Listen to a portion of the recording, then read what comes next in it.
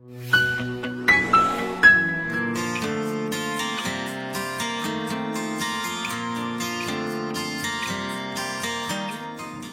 Everyone, this is doctor Shashidhar.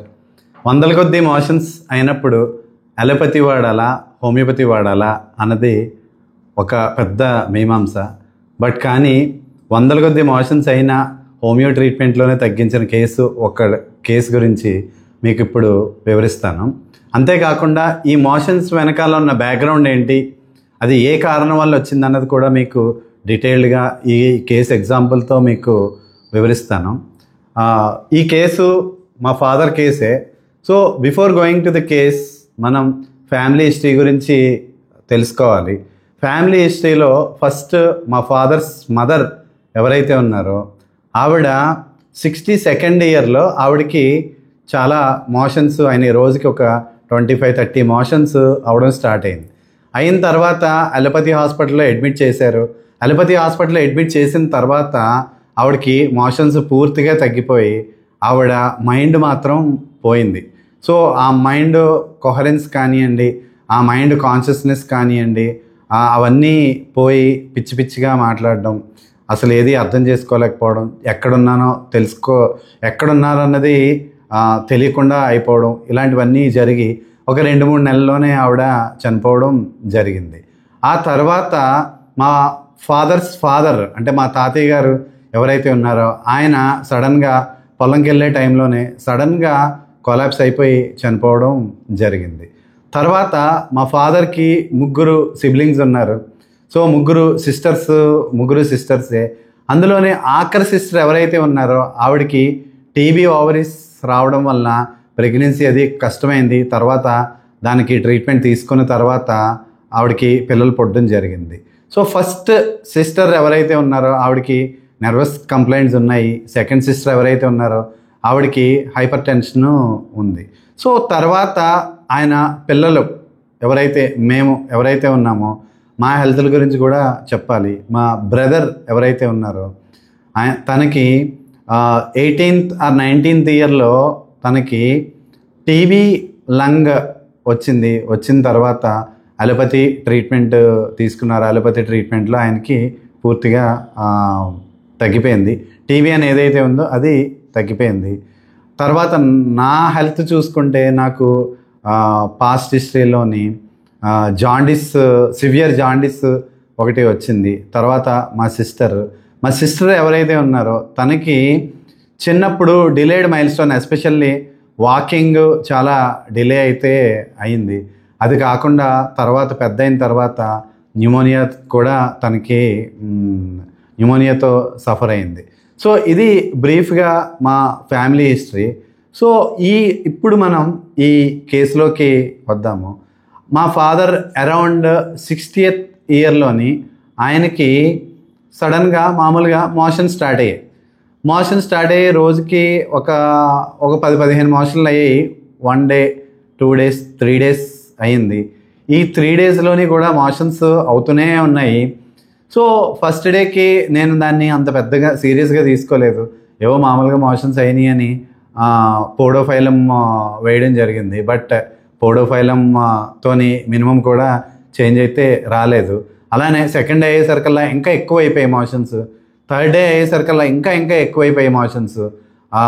ఫ్రీక్వెంట్గా మోషన్కి వెళ్ళడం అంటే రోజుకి అరౌండ్ 35 to 40 మోషన్స్ అవ్వడం స్టార్ట్ అయ్యాయి అనమాట. థర్డ్ డే వచ్చేసరికల్లా నాకు అర్థమైంది ఏంటంటే this case is not a simple case.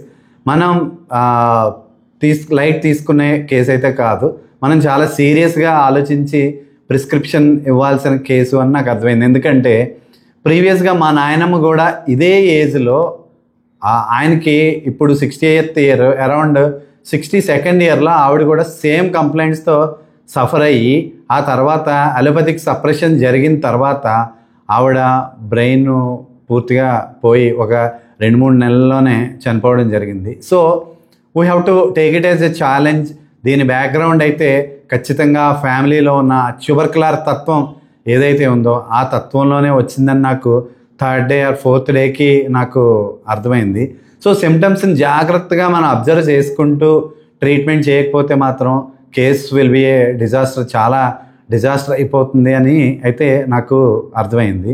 So first day పౌడోఫైలం వేసిన తర్వాత 2 days వరకు ఏ రెమెడీ కూడా వేయలేదు. వెయిట్ చేస్తూ ఉన్నాను ఏంటి సిమ్టమ్స్ డెవలప్ అవుతాయి, ఏ సిమ్టమ్ని బేస్ చేసుకొని మనం ట్రీట్మెంట్ ఇవ్వాలి అన్నది క్లోజ్గా అబ్జర్వ్ చేస్తూ ఉన్నాను. అందులో ముఖ్యంగా నాకు అర్థమైన సిమ్టమ్స్ ఏంటంటే స్టూల్ అర్జింగ్ ఫ్రీక్వెంట్, చాలా ఫ్రీక్వెంట్గా మోషన్కి వెళ్తున్నారు. స్టూలు చాలా వాటరీగా అవ్వట్లేదు, అలాగని పూర్తిగా సాలిడ్గా అవ్వట్లేదు, సెమీ సాలిడ్గా మోషన్ అయితే అవుతుంది.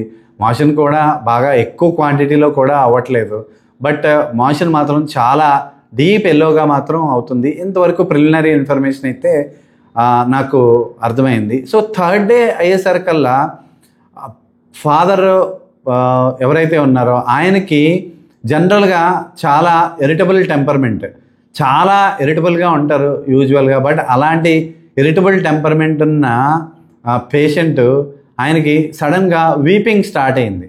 సో ఏడ్చేస్తూ ఉన్నారనమాట. ఎందుకు ఏడుస్తున్నారు అని అడిగితే అది కూడా ఏమీ చెప్పలేకపోతున్నారు. బట్ ఏడుపు అయితే వచ్చేస్తూ ఉంది చాలా. ఎవ్వరు వచ్చి చూడడానికి వచ్చినా కానీ వాళ్ళ దగ్గర ఏడ్చేయడం ఇది చేస్తూ ఉన్నారు. సో అది చూసిన తర్వాత మళ్ళీ ఆ ఎల్లోనెస్ అవన్నీ, స్టూల్ ఎల్లోనెస్ అవన్నీ కూడా చూసి సరే పల్స్టిల్లా వేద్దామనేసి పల్స్టిల్లాని వేయడం జరిగింది.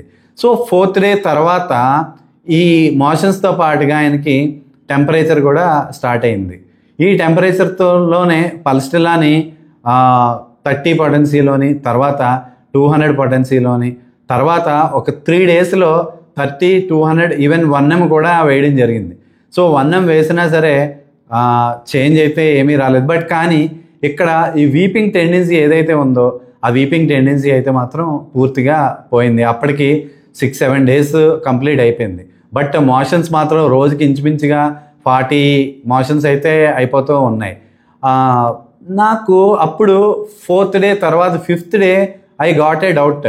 సో ఫాదర్ని అడిగాను అనమాట, ఏంటి మీకు మోషన్స్ ఇన్ని అవుతున్నాయి కదా, మీకు ఎలా ఉంది, ఒంట్లో ఎలా ఉంది, నీరసం అది ఉందా లేదా అని అడిగితే ఆయన ఒక్కటే చెప్పారు, నాకు అస్సలు నీరసం అయితే ఏమీ లేదు, వీక్నెస్ అన్నదే లేదు. ఇప్పుడు కూడా నేను ఒక 2 kilometers మీరు నడిచేయమన్నా సరే నడిచేయగలను, నాకు ఇబ్బంది అయితే ఏమీ లేదు, వీక్నెస్ అన్నది లేదు అని అన్నారు. సో ఇది చాలా పెక్యులర్గా అనిపించింది. కానీ ఈ పెక్యులర్ సిమ్టమ్ని పక్కన పెడితే ఒక పక్క మనిషి అయితే చాలా ఎమాసియేట్ అయితే మాత్రం అయిపోతూ ఉన్నారనమాట. బట్ ఈ పెక్యులర్ సిమ్టమ్ ఏదైతే ఉందో దాన్ని కన్సిడర్ చేసి కెంట్ రెపర్టరీలోని రూబ్రిక్ని చూసాను. ఏంటండి, డయేరియా వీక్నెస్ వితౌట్ అనే రూబ్రిక్ని చూడడం జరిగింది. సో ఈ డయేరియా వీక్నెస్ వితౌట్ రూబ్రిక్ చూస్తే అందులోని 4 రెమెడీస్ ఉన్నాయి. ఒకటి ఫాస్ఫారిక్ యాసిడ్ ఉంది, తర్వాత పల్స్టిల్లా ఉంది, తర్వాత సల్ఫరు, తర్వాత ట్యూబర్కులమ్, ఈ 4 రెమెడీస్ కూడా ఉన్నాయి. సో ఆ రూబ్రిక్ చూసిన వెంటనే నాకు బాగా అర్థమైంది ఏంటంటే ఈ కంప్లైంట్ ఏదైతే ఉందో, ఈ డయేరియా ఏదైతే ఉందో దీని బ్యాక్గ్రౌండ్ అంతా కూడా ఆ ట్యూబర్కులర్ ఆరిజిన్ అని నాకు క్లియర్ కట్గా అర్థమైంది. మా నాయనమ్మ చనిపోయినప్పుడు మోషన్ సప్రెస్ అయిపోయి, డయేరియా సప్రెస్ అయిపోయి ఇన్సానిటీలోకి ఎప్పుడైతే వెళ్ళారో, మన ఆర్గనాల్లో కనుక చూస్తే థియరీ ఆఫ్ క్రానిక్ డిసీజెస్లో కూడా చూస్తే అందులో క్లియర్గా మనకు చెప్తారు, డయేరియా సప్రెషన్ తర్వాత ఇన్సానిటీ ఆ ట్యూబర్కులర్ పీపుల్లోని వస్తుందని మనకి చెప్తారు. సో ఆ పాయింట్ గుర్తొచ్చింది, స్ట్రైక్ అయింది. అది కాకుండా ఈ రెపర్టరీలో ఉన్న రూబ్రిక్లో ఉన్న ట్యూబర్కులమ్ని చూసే కూడా నాకు అర్థమైంది ఏంటంటే ఈ మోషన్స్, ఈ నెంబర్ ఆఫ్ మోషన్స్, ఈ మోషన్స్ అయినా కానీ వీక్నెస్ లేకపోవడం, ఇదంతా కూడా వాళ్ళ ఫ్యామిలీ తత్వంలో ఉన్న ఏదైతే ట్యూబర్కులర్ నేచర్ ఏదైతే ఉందో ఆ ట్యూబర్కులర్ బ్యాక్గ్రౌండ్ మీదే ఈ కంప్లైంట్ స్టార్ట్ అయిందని నాకు అప్పటికి ఇంకా క్లియర్ కట్గా అర్థమైంది. సో మనం దీన్ని జాగ్రత్తగా హ్యాండిల్ చేసి ట్రీట్ చేస్తేనే కానీ ఆయన పూర్తిగా దీని నుంచి బయటికి రారు. లేదంటే మా నాయనమ్మకి జరిగినది ఏదైతే ఉందో ఇప్పుడు ఈయనకు కూడా ఇదే జరుగుతుంది, మనం చాలా కేర్ఫుల్గా కేసుని మనం డీల్ చేయాలని ఆలోచించి ఆ రూబ్రిక్లో ఉన్న సల్ఫర్ ఏదైతే ఉందో నెక్స్ట్ పల్స్టిల్లా తర్వాత సల్ఫర్ని వేయడం జరిగిందనమాట. సల్ఫర్ని వేశాను. సల్ఫర్ వేసిన తర్వాత సల్ఫర్ కూడా 30 తర్వాత 200ని వేయడం జరిగింది. సల్ఫర్ వేసిన తర్వాత కూడా మోషన్స్ అయితే తగ్గలేదు, మోషన్స్ అయితే తగ్గట్లేదు. బట్ కానీ టెంపరేచర్ ఏదైతే ఉందో ఆ టెంపరేచర్ అయితే గ్రాడ్యువల్గా తగ్గిపోయింది. సో ఆ టెంపరేచరు ఒక 3 డేస్లో సల్ఫర్ వేసిన ఒక 2-3 డేస్లోని ఆ టెంపరేచర్ అయితే తగ్గిపోయింది, బట్ మోషన్స్ అయితే తగ్గలేదు. సో దెన్ ఇప్పుడు ఒక పెద్ద పజిల్లాగా అయిపోయింది అనమాట నా పరిస్థితి.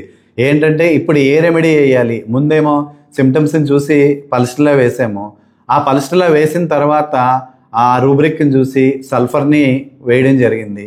బట్ ఇప్పుడు ఏ రెమెడీ వేయాలి అన్నది పెద్ద క్వశ్చన్ మార్క్ అయిపోయింది. సో ఆ రూబ్రిక్లో ఉన్న 4 రెమెడీస్లో ఉన్న యాసిడ్ ఫాస్ కానివ్వండి, ట్యూబర్క్లమన్ కానివ్వండి వేయదలుచుకోలేదు. ముందుగా యాసిడ్ ఫాస్ ఎందుకు వేయదలుచుకోలేదంటే యాసిడ్ ఫాస్లో ఉండే ఆ మైండ్ సిమ్టమ్స్ కానీ ఆ యాసిడ్ ఫాస్లో ఉండే డ్రగ్ పిక్చర్లో ఉండే సిమ్టమ్స్ ఏవి కూడా ఈయన తత్వానికి అయితే మ్యాచ్ అయితే అవ్వట్లేదు. సో నెక్స్ట్ ఉన్నది ట్యూబర్క్లమ్ ఉంది, బట్ ట్యూబర్క్లమ్ని ఇంకా హోల్డ్లోనే ఉంచాలి.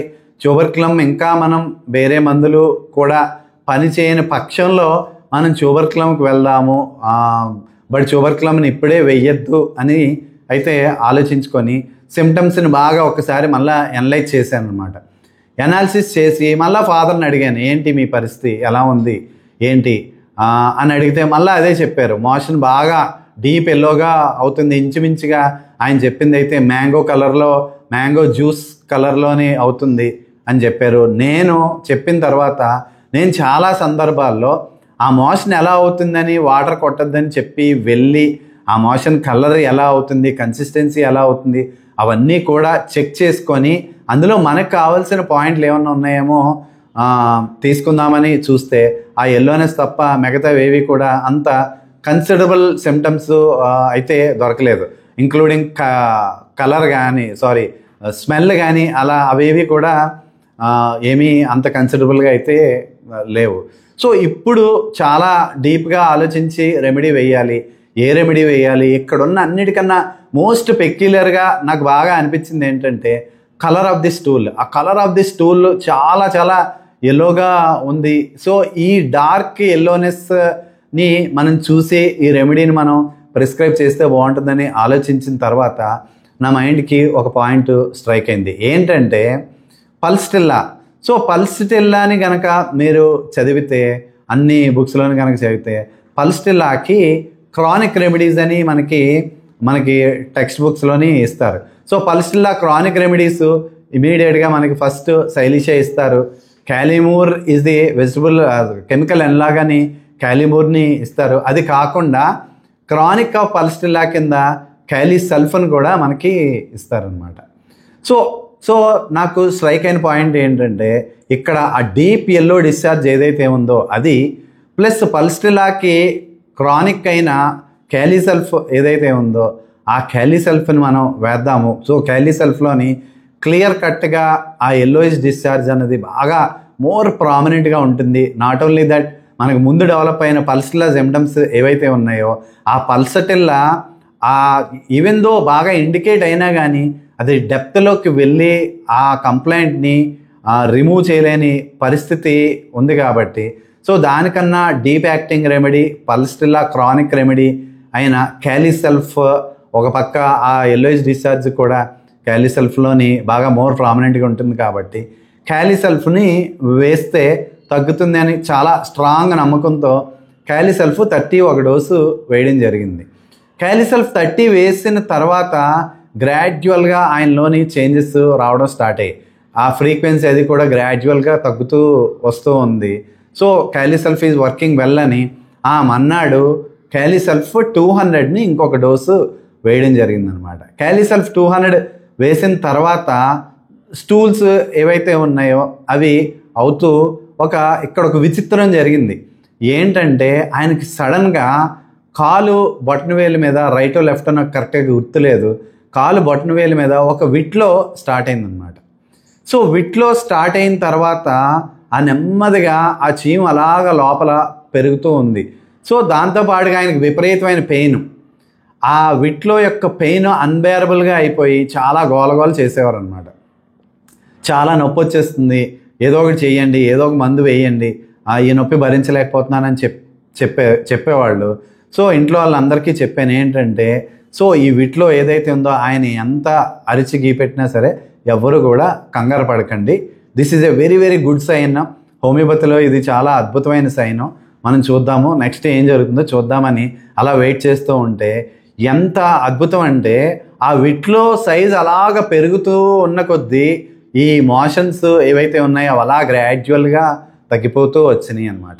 సో క్యాలీసల్ఫ్ 200 వేసిన ఆ మన్నాడు, ఈరోజు మార్నింగ్ క్యాలీసల్ఫ్ వేస్తే ఆ మన్నాడు ఈవినింగ్ కల్లా ఈ విట్లో ఏదైతే ఉందో ఆ విట్లో పూర్తిగా బర్స్ట్ అయిపోయి ఆ పెయిన్ నుంచి ఆయన పూర్తిగా రిలీఫ్ అయ్యారు. అది బర్స్ట్ అయ్యే టైంకి అంతేకాకుండా ఈ మోషన్స్ ఏవైతే ఉన్నాయో ఆ మోషన్స్ కూడా పూర్తిగా తగ్గిపోయాయి అన్నమాట. సో ఇది చాలా చాలా మిరాకిల్గా అనిపించింది. ఎందుకంటే మనకి Hering law of direction of cure ఏదైతే చెప్తారో అందులో భాగంగానే మనకి క్లియర్ కట్గా from more important part to less important part ఆ లోపల జిఐటి ఏదైతే ఉందో దాని నుంచి మనకి ఈ లోయర్ లింబ్లోకి వచ్చింది, ఆ స్కిన్ మీదకి వచ్చింది కంప్లైంట్, అది ఒకటి. అది కాకుండా ఫ్రమ్ అబౌవ్ డౌన్వర్డ్స్ పైనుంచి ప్రాబ్లం పైన ఉంది బట్ తర్వాత కిందకి వచ్చింది, అది కూడా మనకి Hering law of direction of క్యూర్లో ఒక మోస్ట్ ఇంపార్టెంట్ అబ్జర్వేషను. సో ఈ అబ్జర్వేషన్స్తో పాటుగా మోస్ట్ ఇంపార్టెంట్గా ఈ బ్యాక్గ్రౌండ్ ఆఫ్ ది కేస్, ఇది అన్నిటికన్నా చాలా చాలా ఇంపార్టెంట్. మనకి ఇక్కడ సిమ్టమ్స్ ఎంత ఇంపార్టెంటో background of the case, A background మీద ఈ కాంప్లికేషన్ బయటికి డెవలప్ అయింది, సో దాన్ని మనం ఎలా అర్థం చేసుకున్నాం, దానికి తగ్గ రైట్ రెమెడీని మనం ఎలా చూస్ చేసుకున్నాం అన్నది మీకు అందరికీ ఇప్పుడు బాగా అర్థమైందని అనుకుంటున్నాను. సో ఇక్కడ ఇంకొక మోస్ట్ ఇంపార్టెంట్ పాయింట్ మీకు చెప్పదలుచుకున్నాను ఏంటంటే, మీరు రిపర్టరీలోని చూసే రూబ్రిక్స్లోని ఎక్కడైతే ట్యూబర్కులం ఏ రూబ్రిక్లోనైతే ఉంటుందో బాగా గుర్తుపెట్టుకోండి. ఆ రూబ్రిక్ సిమ్టమ్ ఏదైతే ఉంటుందో అవన్నీ కూడా ట్యూబర్కులర్ ఆరిజిన్ అని మనం అర్థం చేసుకోవాలన్నమాట. ఫర్ ఎగ్జాంపుల్ దీనికి చాలా చాలా ఎగ్జాంపుల్స్, అందులోని ఒక ఎగ్జాంపుల్ మనం ఇప్పుడు చూసుకున్న ఆ rubric diarrhoea weakness without. So diarrhoea weakness without మీకు ఏ పేషెంట్ చెప్పినా కానీ ఆ బ్యాక్గ్రౌండ్లోని ఖచ్చితంగా ట్యూబర్కులర్ తత్వం ఉందని మనం అర్థం చేసుకోవాలి. సో ఇలాంటి కేసెస్ ఇంకా చాలా ఉన్నాయి. ఇలాంటి కేసెస్కి సంబంధించిన వీడియోస్ చాలా చేస్తూ ఉంటాను. సో ఇక్కడ అన్నిటికన్నా మోస్ట్ ఇంపార్టెంట్ పార్ట్ ఏంటంటే, so choosing the right rubric, understanding the remedies in that rubric. అంతేకాకుండా రిపర్టరీలో లేకపోయినా కానీ ఆ రెమెడీని మనం సెలెక్ట్ చేసాం. ఆ సెలెక్ట్ చేసిన రెమెడీతో ఎప్పుడైతే తగ్గిందో ఆ రెమెడీని ఈ రూబ్రిక్లోని నేను నా బుక్లోని నా రిపర్టరీలోని కింట్ రిపర్టరీలోని ఆ రెమెడీని యాడ్ చేసుకోవడం కూడా జరిగిందనమాట. సో కొన్ని సందర్భాల్లో మనకి రూబ్రిక్లో లేని రెమెడీస్తో కూడా మనం అద్భుతాలు మనం చేస్తాము. సో అలాంటప్పుడు మనం ఖచ్చితంగా ఆ రెమెడీస్ని మనం ఈ మన రిపర్టరీలోని యాడ్ చేసుకుంటే రిపర్టరీని ఇంకా స్ట్రెంగ్థన్ అవుతుందన్నమాట. So understanding the rubric, understanding the case, understanding the background of the case, A origin నుంచి డిసీజు ఇప్పుడు మనకి ఎగ్జిబిట్ అవుతుంది, ఇవన్నీ కూడా మనకి ఈ కేసులోని మనకి చాలా బాగా అర్థం అవుతాయి. సో ఇలాగా మనం ప్రతి కేసుని కూడా బాగా అర్థం చేసుకోగలిగితే మనం ఖచ్చితంగా ఎలాంటి అద్భుతాలను మనం ఎన్నో చేయొచ్చు. సో ఫైనల్గా ఓవరాల్గా ఈ కేసులో ఆయన motions more than 400 motions. But more than 400 motions అయినా కానీ వీక్నెస్ లేకపోవడం అనేది మోస్ట్ పెక్యులియర్ సిమ్టము. సో ఆ సిమ్టమ్ యొక్క బ్యాక్గ్రౌండ్ ఖచ్చితంగా ఆ ఫ్యామిలీ హిస్టరీలోని ఉన్న ఆ ట్యూబర్కులర్ నేచర్ అనమాట. సో ఇలాంటి కేసెస్ ఇంకా చాలా వీడియోస్ మళ్ళా మీకు పెడుతూ ఉంటాము. Keep on watching. Thank you everyone.